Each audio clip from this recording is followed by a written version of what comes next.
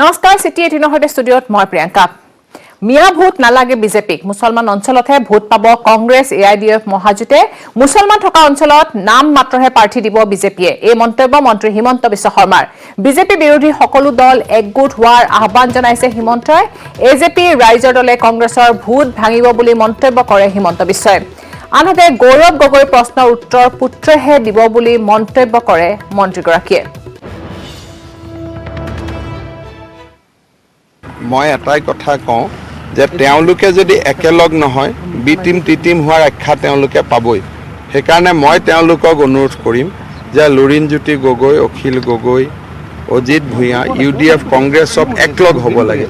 নহ'লে কোনোবাই তেওঁলোকক বিজেপিৰ বি টিম বুলি কৈ দিবই সেইকাৰণে আৰু দেখা দেখি ইলেকশ্যনৰ পিছত ভোট বিভাজন হ'লেতো বিজেপিৰে লাভ হ'ব সেইকাৰণে মই পৰামৰ্শটো দিব নাপায় তথাপিতো মই তেওঁলোকক পৰামৰ্শ দিছোঁ অজিত ভূঞাৰ ভাষা দে যে আপোনালোক একলগ হ'ব ইয়াতকৈ এটা ভাল পৰামৰ্শ মোৰ পৰা আশা কৰিব নোৱাৰে মই কৈছোঁ যে ইমিডিয়েটলি লুৰিণজ্যোতি গগৈ অখিল গগৈ হাগ্ৰামা মহিলাৰী কংগ্ৰেছ আৰু ইউডিএফ একলগ হ'ব লাগে নহ'লে যোনে একলগ নহ'ব মানুহে তেওঁলোকে ক'ব এওঁলোক বিজেপিৰ বি টিম বুলি সেইকাৰণে মই তেওঁলোকক পৰামৰ্শ দিম অবাঞ্ছিত পৰামৰ্শ দিব নালাগে তথাপিতো মই পৰামৰ্শ দিম তেওঁলোক একলগ হওক নহ'লে মিছা মিছি ক'ব যে লুৰিণ গগৈ আপোনাৰ বি টিম নেকি অখিল গগৈ আপোনাৰ বি টিম নেকি মই এনেই এটা জামেলা এটা মূৰত তুলি লৈ ফুৰিব লাগিব কিমানমান তেওঁলোকে এখন পাব কংগ্ৰেছ ইউডিএফ য'ত মিয়া মুছলিম মানুহ আছে বেছি সেইখিনি চিট পাব তেওঁলোকে এতিয়া আৰু তেওঁৰ ল'ৰাৰ লগত তৰ্ক বিতৰ্ক কৰাৰ মোৰ ইচ্ছা নাই কাৰণ মই দেউতাকৰ লগত একেলগে মন্ত্ৰী সভাত আছিলোঁ এতিয়া আৰু মই ল'ৰাৰ লগত এইবিলাক কথা কিয় পাতোঁ না মোৰ ল'ৰা যেতিয়া ডাঙৰ হ'ব মোৰ ল'ৰাই তেওঁৰ লগত কথা পাতিব হয় নহয় যেতিয়া মোৰ ল'ৰা ডাঙৰ হ'ব তেতিয়া গৌৰৱ গগৈৰ লগত কথা পাতিব আজি আৰু মই কিয় পাতোঁ গৌৰৱ গগৈ উন্নতি কৰক তেওঁ মোক সমালোচনা কৰি যদি তেওঁ কিবা ভাল পদবী পায় কিবা পায় মই গৌৰৱান্বিত হ'ম নিৰ্বাচনৰ পূৰ্বে মহাজোঁটে ঘোষণা নকৰে মুখ্যমন্ত্ৰী পদৰ প্ৰাৰ্থী সমূহে নেতৃত্বত নিৰ্বাচনত অৱতীৰ্ণ হ'ব কংগ্ৰেছ বুজ কমিটিৰ বিষয়ববীয়া হ'ব পাৰে মুখ্যমন্ত্ৰী এই ঘোষণা কংগ্ৰেছৰ তত্ত্বাৱধায়ক জিতেন্দ্ৰ সিঙৰ আলোচনাৰ মাধ্যমেৰে শীঘ্ৰে হ'ব আসন বুজাবুজি অংশীদাৰ দলৰে আসন সন্দৰ্ভত শীঘ্ৰে আলোচনা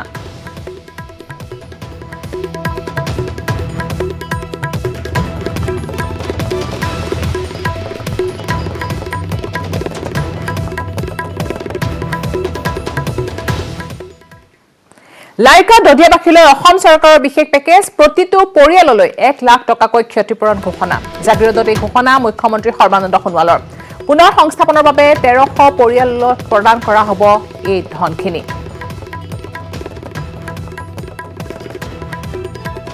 বিজেপি নেতৃত্বাধীন মিত্ৰজোঁট চৰকাৰখনে যোৱা 4.5 বছৰ সকলো জাতি জনগোষ্ঠীৰ বাবে সকলোকে সমমৰ্যাদা দি কাম কৰি আহিছে আমি অসমৰ ভৈয়াম আৰু পাহাৰত বসবাস কৰা 35টা জনজাতীয় সম্প্ৰদায়ৰ লোকৰ বাবেও আমি আন্তৰিকতাৰে বিভিন্ন পদক্ষেপ গ্ৰহণ কৰিছোঁ শিক্ষা হওক সংস্কৃতি হওক ক্ৰীড়া হওক অৰ্থনৈতিক হওক কৃষি খণ্ডতে হওক বা সংস্থাপনৰ ক্ষেত্ৰতে হওক দক্ষতা বিকাশৰ ক্ষেত্ৰতে হওক আৰু বিভিন্ন ধৰণৰ কাৰিকৰী শিক্ষা আহৰণ কৰাৰ ক্ষেত্ৰতে হওক সকলো ক্ষেত্ৰতে আমি মৰ্যাদা সহকাৰে এই পিছপৰা জনজাতীয় সম্প্ৰদায়ৰ লোকসকলক আগলৈ অনাৰ প্ৰয়াস কৰিছোঁ আৰু লাইকা দুধিয়াক কম শ্ৰদ্ধাৰ লোকসকলক বানবিধ্বস্ত লোকসকলক পুনৰ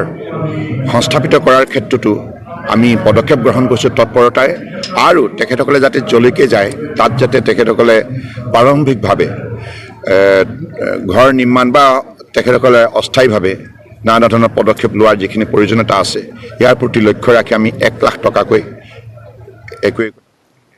ইফালে মুখ্যমন্ত্ৰীৰ অফাৰ নাকচ কৰিছে লাইকা দধিয়াবাসীয়ে প্ৰথমে ভূমিপট্টা প্ৰদানৰ দাবী তুলিলে ৰাইজে তাৰ পাছতহে অন্যান্য সা সুবিধাৰ কথা আহিব 1 লাখ টকাকৈ সাহায্য ঘোষণা কৰিছিল মুখ্যমন্ত্ৰীয়ে আৰু এই সাহায্য নাকচ কৰিছে লাইকা দধিয়াবাসীয়ে এই অফাৰ নাকচ কৰিছে লাইকা দধিয়াবাসীয়ে তেওঁলোকৰ মতে প্ৰথমে ভূমিপট্টা প্ৰদান কৰক ভূমিপট্টাৰ দাবী তুলিছে আৰু তাৰ পিছতহে অন্যান্য সা সুবিধাৰ কথা আহিব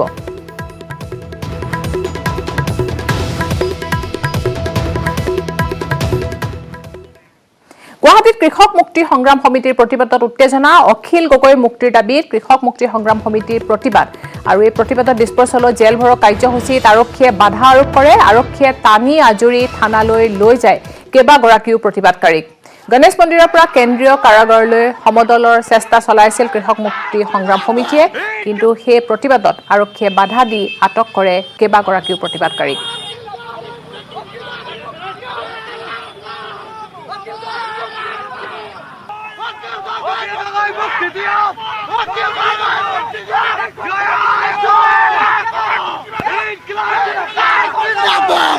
আমি প্ৰশাসনক আমি জনাইছিলো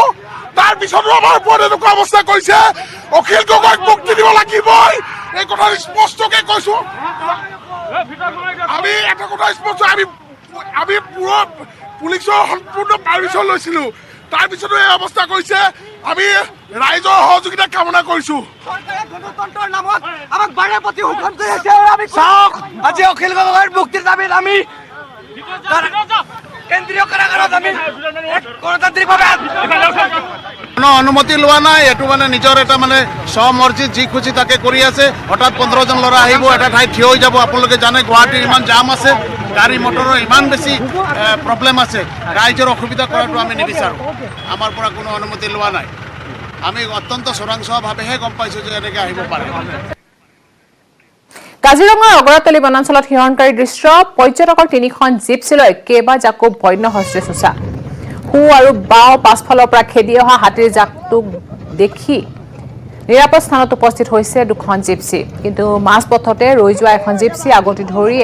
এজাক হাতীয়ে আগচি ধৰা দেখিবলৈ পোৱা গৈছে ক্ৰমে জিপছিখনৰ ওচৰলৈ আগবাঢ়ি আহিছে হাতীৰ জাকটো আৰু হাতৰ মুঠিত প্ৰাণ লৈ জিপছিৰ ওচৰতে ৰৈ আছে পৰ্যটকসকল কিন্তু সকলোকে আচৰিত কৰি এসময়ত ৰৈ গ'ল হাতীৰ জাকটোৱে কোনো ক্ষতি নকৰিলে পৰ্যটক কিংবা জিপছিখনক নিৰাপদ স্থানলৈ গতি কৰাৰ সময়তে হঠাৎ ইঞ্জিন বিকল হোৱাৰ বাবে এইদৰে বন্য হস্তীৰ সন্মুখত পৰিব লগা হ'ল আৰু সেই জিপছিখন অৱশেষত সুকলমে জিপছিখন উপস্থিত হ'ল পৰ্যটক আৱাসত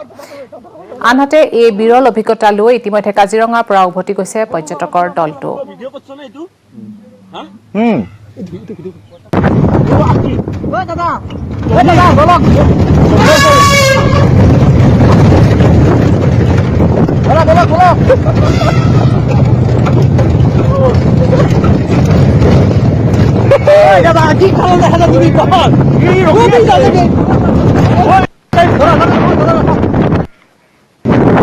কাজিৰঙাত এই পৰিস্থিতিৰ সৃষ্টি হ'ল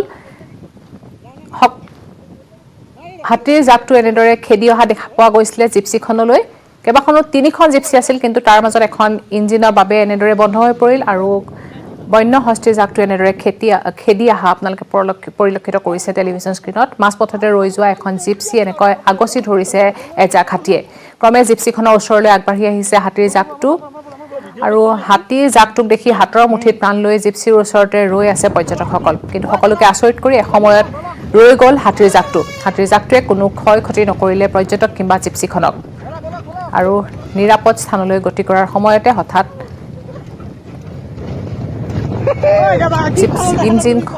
জিপছিৰ ইঞ্জিন বিকল হোৱাৰ বাবে এইদৰে বন্য হস্তীৰ সন্মুখত পৰিব লগা হৈছিল জিপছিখন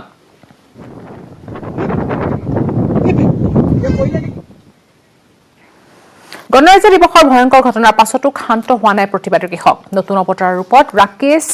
টিকাইটৰ আত্মপ্ৰকাশৰ পাছতে অধিক সুকণ্ঠিত হৈছে এতিয়া কৃষকৰ আন্দোলন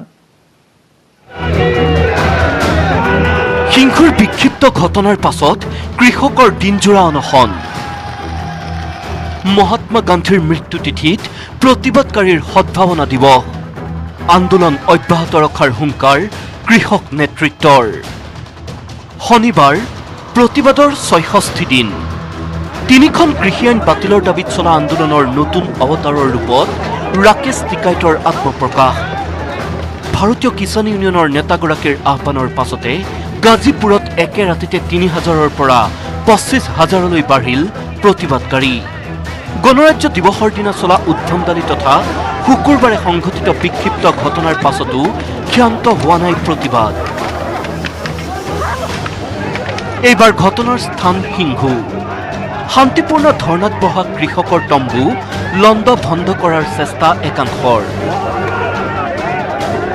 স্থানীয় লোক বুলি দাবী কৰা লোকসকলক প্ৰতি আক্ৰমণ প্ৰতিবাদকাৰীৰ দুয়ো পক্ষৰ শিলাবৰ্ষণ তৰোৱালেৰেও ভয়ংকৰ সংঘৰ্ষ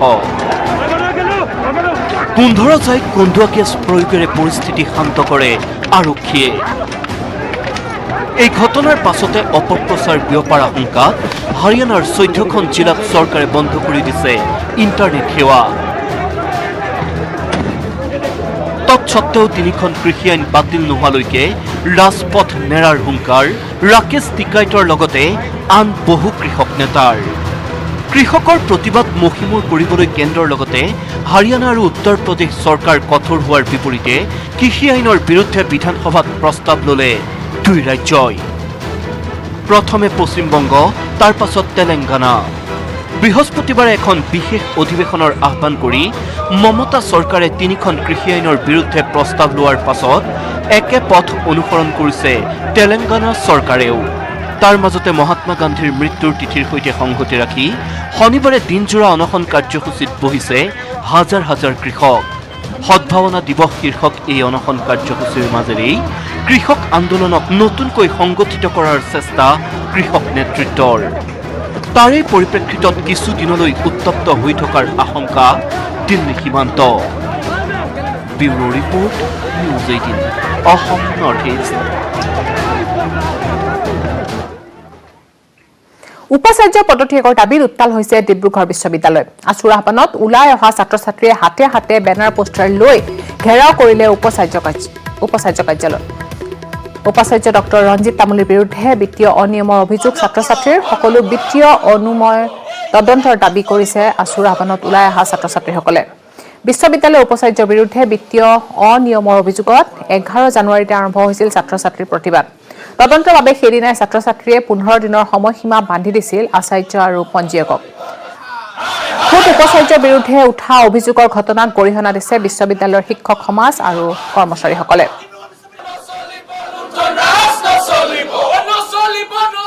ডিব্ৰুগড় বিশ্ববিদ্যালয়ৰ সন্মানীয় উপাচাৰ্যগৰাকীৰ বিৰুদ্ধে যি এই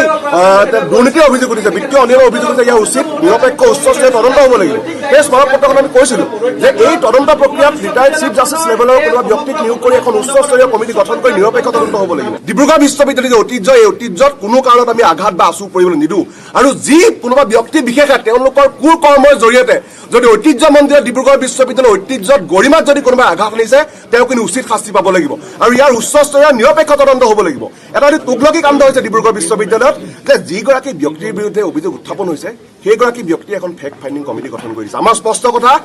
যাৰ বিৰুদ্ধে অভিযোগ উত্থাপন হৈছে অভিযোগ উত্থাপন হোৱা ব্যক্তিগৰাকীয়ে যিখন ফেক্ট ফাইণ্ডিং কমিটি গঠন কৰি দিছে সেইখন আমি ডিব্ৰুগড় বিশ্ববিদ্যালয় আছুগোটেই ডিব্ৰুগড় বিশ্ববিদ্যালয়ৰ ছাত্ৰ ছাত্ৰীসকলে মানি নলওঁ চিটিত আৰু আছে খবৰ মুখলৈ 4511 গৰাকী বেতন বঞ্চিত শিক্ষকৰ নিযুক্তি পত্ৰ প্ৰদান কৰাৰ দিনাই হৈছে অথন্তৰ মন্ত্ৰী গাড়ী খুন্দাত বাগৰি পৰিল এগৰাকী নিযুক্তি পত্ৰ নোপোৱা বঞ্চিত এগৰাকী শিক্ষয়িত্ৰী কান্দোনত ভাগি পৰা শিক্ষয়িত্ৰীগৰাকীয়ে দৃষ্টি আকৰ্ষণ কৰিলে খোদ শিক্ষামন্ত্ৰী ওপৰত সুদৃশ্য তোৰণত চৰকাৰৰ প্ৰতিশ্ৰুতি ৰক্ষাৰ বেনাৰ তলত মাটিত বাগৰি হিয়া ধাকৰি কান্দিছে বঞ্চিত শিক্ষাগুৰুৱে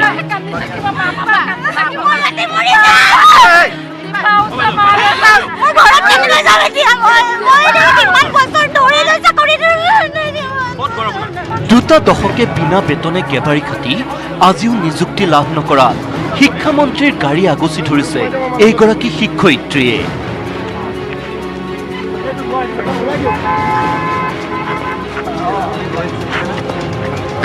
ভোকৰ ভাতমুঠিৰ ব্যৱস্থা কৰিবলৈ শিক্ষামন্ত্ৰীক জনাইছে কাতৰ আহ্বান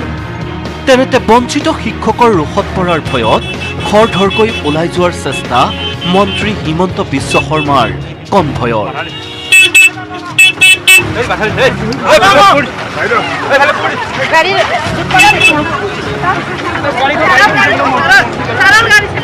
তেনেতে লাগিল হুৱা ধোৱা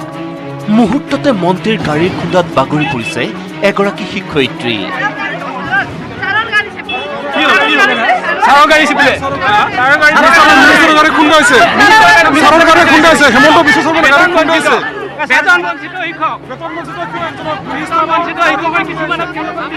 হাতত ভৰিত আঘাতপ্ৰাপ্ত হৈ লাজে অপমানে কান্দোনত ভাগি পৰিছে শিক্ষয়িত্ৰীগৰাকী। কান্দি কান্দি শিক্ষয়িত্ৰীগৰাকীৰ আহ্বান, আমাক মাৰি পেলাওক।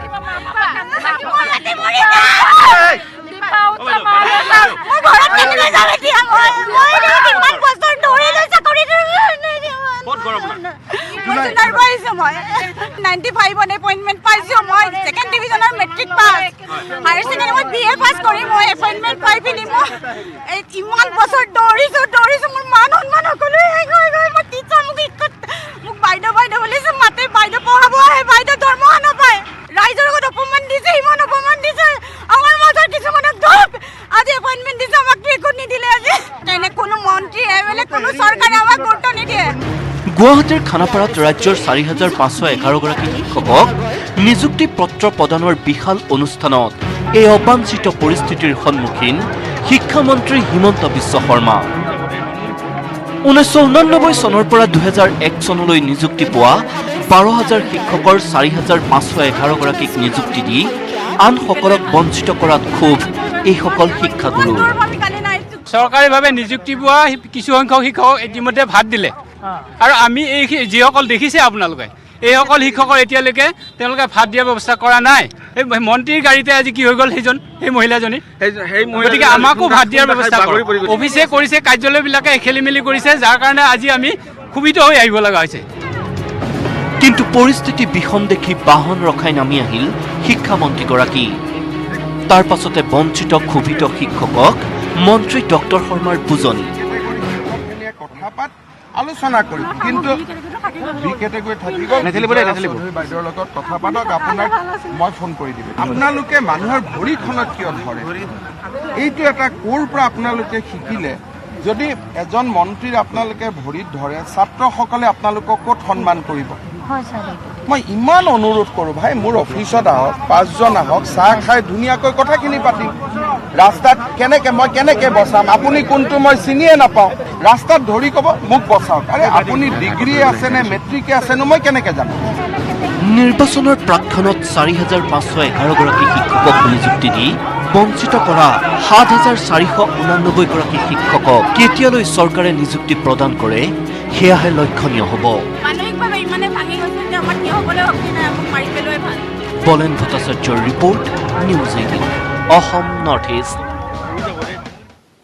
কাজিৰঙাত থলগিৰি অধিকাৰ সুনিশ্চিত কৰাৰ উদ্দেশ্যেৰে 2 সংগঠনৰ ৰাষ্ট্ৰীয় পৰ্যায়ৰ সমাৰোহ জীপাল কৃষক শ্ৰমিক সংঘ আৰু ইউথ ফৰ বোকাঘাট নামৰ সংগঠন দুটাই আয়োজন কৰা অনুষ্ঠানত অংশ লৈছে জনজাতীয় লোকৰ অধিকাৰৰ বিষয়ে মাত মাতি অহা বহু কেইগৰাকী প্ৰতিনিধিয়ে। কাজিৰঙা সম্প্ৰসাৰণৰ নামত থলুৱা লোকক উচ্ছেদ চলোৱাৰ লগতে শেহতীয়াকৈ ভয়ংকৰ ৰূপ লোৱা হাতী মানুহৰ সংঘাতৰ বিষয়ক লৈ বিস্তৃত আলোচনা হ'ব এই সমাৰোহত। সমাৰোহৰ পূৰ্বে জীপাল কৃষক শ্ৰমিক সংঘ আৰু ইউথ ফৰ বোকাঘাট নামৰ সংগঠন দুটাই বোকাঘাটৰ পৰা কাজিৰঙালৈ বাহিৰ কৰে থলুৱা লোকৰ বিশাল সমদল।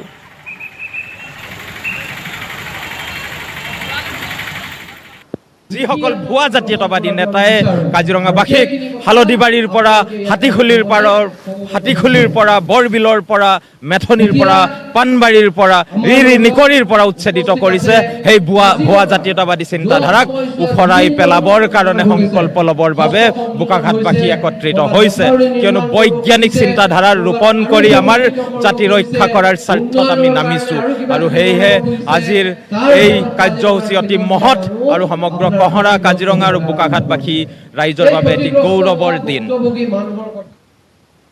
কোনো কাৰণতে নৱগঠিত আঞ্চলিক ৰাজনৈতিক দলৰ সৈতে মিত্ৰতা নহয় ৰাষ্ট্ৰীয় দলৰ। বিৰোধী শক্তি ঐক্যবদ্ধ নহলে আগন্তুক নিৰ্বাচনত লাভৱান হ'ব কোন? কংগ্ৰেছ মহাজোঁট নে বিজেপি মহাজোঁট? ৰাষ্ট্ৰীয়তাবাদ বনাম জাতীয়তাবাদ, আকৰগুজ স্থিতিত নৱগঠিত আঞ্চলিক দল। মিত্ৰতাৰ প্ৰস্তাৱ দি বাৰম্বাৰ মুখ ঠেকেচা কংগ্ৰেছৰ। আঞ্চলিক দলক ইতিহাস সোঁৱৰালে আব্দুল খালেকে। আগন্তুক নিৰ্বাচনৰ পূৰ্বে কি হ'ব ৰাজ্যৰ ৰাজনৈতিক সমীকৰণ? নাগৰিকত্ব সংশোধনী আইনৰ তীব্ৰ বিৰোধিতাৰ আলম লৈ আত্মপ্ৰকাশ ঘটা অসম জাতীয় পৰিষদ আৰু ৰাইজৰ দলে ইতিমধ্যে স্পষ্ট কৰিছে নিজৰ স্থিতি। কোনো কাৰণতে ৰাষ্ট্ৰীয়তাবাদী দলৰে মিত্ৰতা নহয় আঞ্চলিক দলৰ। বিজেপিৰ দৰে কংগ্ৰেছকো ভ্ৰষ্টাচাৰী অপশাসক আখ্যা দি পূৰ্বৰ স্থিতিত অটল অসম জাতীয় পৰিষদৰ সভাপতি লুৰিণজ্যোতি গগৈ। অসমত জাতীয়তাবাদৰ চৰকাৰ এইটো কংগ্ৰেছৰ এতিয়া অসমত কোনো কাম নাই, কংগ্ৰেছৰ কোনো ভীতি নাই কথা প্ৰমাণ হৈছে। বিটিএডি নিৰ্বাচন আৰু তিৱা স্বায়ত্তশাসিত পৰিষদৰ নিৰ্বাচন তেওঁলোকৰ যিটো অৱস্থা সেইটো অৱস্থা এতিয়া কংগ্ৰেছক মতদান ভোট দিয়া মানে ভোটটো নষ্ট কৰা আৰু কেতিয়া ৰাতিৰ ভিতৰতে কংগ্ৰেছৰ MLA কিনি লৈ যায় মানে গমেই নাপাব। কংগ্ৰেছ যেনেকৈ বিদেশী ৰক্ষক বিজেপিয়ে হিন্দু অবৈধ বিদেশীলৈ ভোট বেংকৰ ৰাজনীতি কৰে এইটো কথা সকলোৱে দেখিছে। ইয়াৰ পৰাই স্পষ্ট আগন্তুক নিৰ্বাচনত ত্ৰিকোণীয় হ'ব পাৰে ভোটযুদ্ধ। ৰাজ্যৰ একাংশ ৰাজনৈতিক বিশ্লেষকৰ মতে বিৰোধী শক্তি একত্ৰিত নহ'লে পৰাভূত কৰাটো অসম্ভৱ বিজেপিক। আৰু যদি সেয়াই হয় তেন্তে ৱাক অভাৰ দিয়া হ'ব নেকি বিজেপিক? ৰাজনৈতিক ভৱিষ্যৎবাণী কৰিলে কংগ্ৰেছ সাংসদ আব্দুল খালেকে। মহাজোঁটত চামিল নহ'লে অসম জাতীয় পৰিষদ আৰু ৰাইজৰ দলৰ ৰাজনৈতিক অস্তিত্বৰ প্ৰতি আহিব পাৰে তীব্ৰ ভাবুকি। যদি বিজেপিক প্ৰতিৰোধ কৰিবলৈ বিচাৰে, বিজেপিক প্ৰতিৰোধ কৰিবলৈ বিচাৰিলে তেওঁলোকে আমাৰ লগ লাগিব আৰু নহ'লে শেষত চাব যে তেওঁলোক নিশেষ হৈ যাব। যদি এখনো আসন নাপায় তেওঁলোকৰ ৰাজনৈতিক অস্তিত্বৰ প্ৰতিয়ে ভাবুকি আহিব। সেইকাৰণে এতিয়া সময় আছে, তেওঁলোকে চিন্তা কৰক। আমি বহল মানসিকতালৈ আগবাঢ়িছোঁ, তেওঁলোকেও আহক। আৰু আকুৰ গছ হৈ থাকিলে আকুৰ গছ মানুহৰ ৰাজনীতিত স্থান নাই। বিজেপিক পৰাস্ত কৰাৰ স্বাৰ্থত ইতিমধ্যে দুয়োটা আঞ্চলিক দলক মহাজোঁটত চামিল হোৱাৰ পৰামৰ্শ দি থৈছে একাংশ বুদ্ধিজীৱীয়ে। অৱশ্যে যিয়ে যিমানেই ভৱিষ্যৎবাণী নকৰক কিয় নিৰ্বাচনী ফলাফল ওলোৱাৰ পাছতহে স্পষ্ট হৈ পৰিব সকলো কথা। গুৱাহাটীৰ পৰা ভাস্কৰজ্যোতি হাজৰিকা আৰু তিনিচুকীয়াৰ পৰা উপাসনা বৰুৱা গোস্বামীৰ report, news 18 Assam north east. City 18 আছে আৰু খবৰ, কিন্তু তাৰ আগতে লৈছো